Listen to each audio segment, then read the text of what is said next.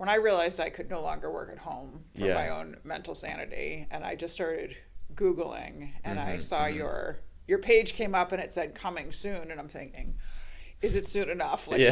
will I survive working at home another Right. X amount of time? Yes. I mean, how long you were working from home? You said like March 13th. So I March came home. 13th. So I was traveling basically 4 days a week, almost every week, for years, many years.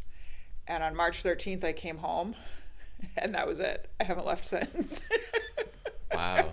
So it was kind of full stop. Right. Yeah. So little adjustment on the home front, right? Everybody being Right. in people's spaces where we had a little more separation before. Right. Yeah. It's like, I mean, being on the road for that many years, and even before you had your own company, you were in auditing, right? Which you were also probably traveling into. Yeah. So I would travel. I worked for PwC for many, many years.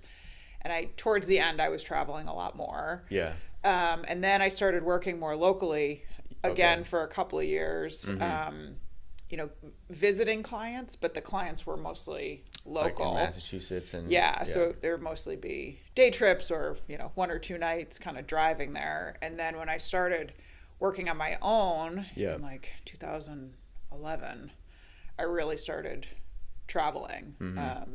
I didn't really plan to start working on my own. I was just kind of taking some time off, and somebody called me and said, "Hey, can you help me?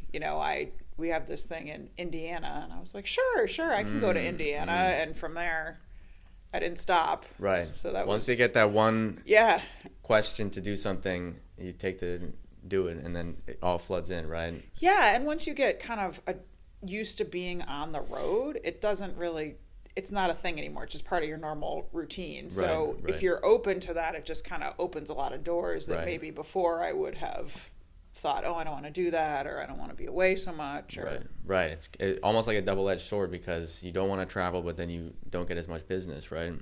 yeah, there's that. And then there's the, just the routine of it. So by the end, last few years, it's been get up at 3:00 Monday morning, go to the airport. 3 a.m. Usually 3 or 4.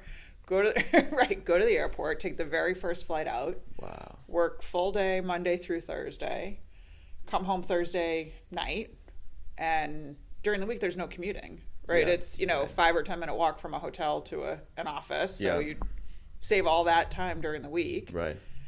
Come home, work half a day Friday, and then it's, you get 2.5 days.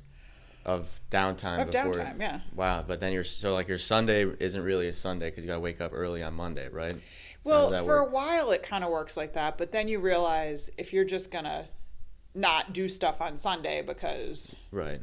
you have to fly on Monday, that's no fun either. So Right. you accept that Monday will be a very long day and it will be difficult.